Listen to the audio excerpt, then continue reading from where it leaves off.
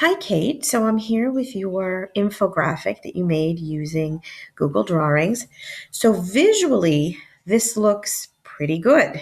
Um, and you've got some interesting graphics and pictures, photographs from the Boston Marathon bombings. So I guess a couple of things. First of all, your writing is, spot on in terms of the amount of writing and what you wrote until you get to here. And basically, we keep in mind that there should be the least amount of writing possible on an infographic. So that's my first piece here. And also here, this is, those are too long for writing, too much writing in these couple of areas.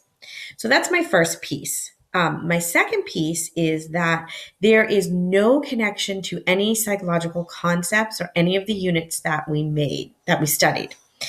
So clearly, Jeff Bowman was an athlete, marathon runner. He's gone through this really traumatic experience. I think in your infographic, you really needed to make connections to the psychological concepts that we studied. Things like how did Bowman deal with the post traumatic stress, if there was any? How did he deal with the physical pieces of his experience?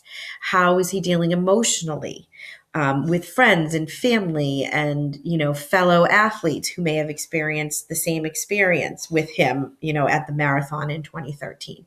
So really, I needed more connections to psychology. For example, you could put here something in this picture about the psychological impact of being one of these runners. And even if Bowman doesn't mention it in the book, it was incumbent upon you to do some research about that. So it's not just about the book. Remember, the infographic is a lot about the research and the psychological concepts behind the book, if it wasn't directly discussed in the book.